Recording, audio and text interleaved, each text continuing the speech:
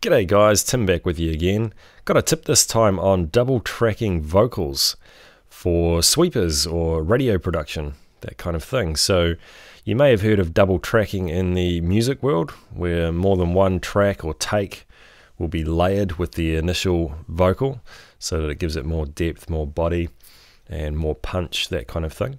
I've actually done the same thing, but this time done a little bit of a trick with a whisper. So we've got the main track, if you want to listen to those. Oops, let's not mute them, let's solo them. Have a listen to this. This is the main track. WCRAIG is on the air.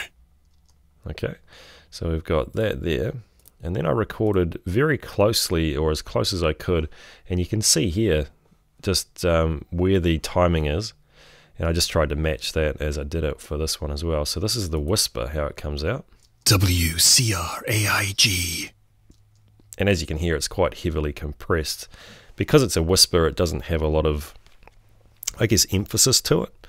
So what I've tried to do is compress it quite heavily. So if you go into here and actually look at the effects chain, on there you can see that there's a gate. There's also a roll-off filter there. So it's a high-pass filter, just rolled off the bottom end just to keep it tight. And because I have trouble with my S's, there's some de-essing going on there as well. And here also is the Marg EQ strip.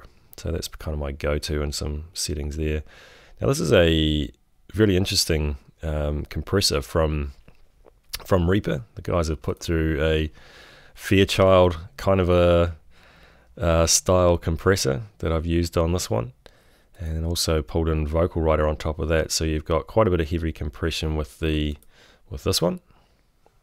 And then just to tidy it up with the Vocal Writer, I like Vocal Writer because what it does is it actually expands as well as compresses. So there are some quiet bits that'll actually lift it up as opposed to leave them alone, which is kind of good. And then I've also on here got a peak limiter, and we've got that threshold set at -10. And there's also a little bit of exciting going on in the background. Not a lot, but just to help crispen it up a little bit more. So if you want to listen to those two together, or actually what I didn't mention there too is I've actually panned them not full hard left and right, because they're exactly in the same time. It'll sound like it'll come straight up the middle anyway, so that's kind of pointless. So what I've done is kind of just widened it a little bit. So what that does is kind of give you the effect, and I hope you can hear it too, of just thickening out that main vocal right there in the middle. So let's listen to all three of them just soloed together. WCRAIG is on the air. So that just helps thicken it out. So I think with that and amongst everything else that's going on, which there isn't a lot in this one, it kind of fits together. So let's just pull them all out. One of the other things that is a good idea to do is actually check it in mono, if you don't mix it all in mono to start with, just to see where everything's going to end up, because mixing in mono gives you an idea of what people are really going to hear. Because when you've got radio on in the background, or you're moving around and you're not actually sitting in the stereo field, maybe if you've got headphones on, absolutely you'll hear a form of stereo, not true stereo.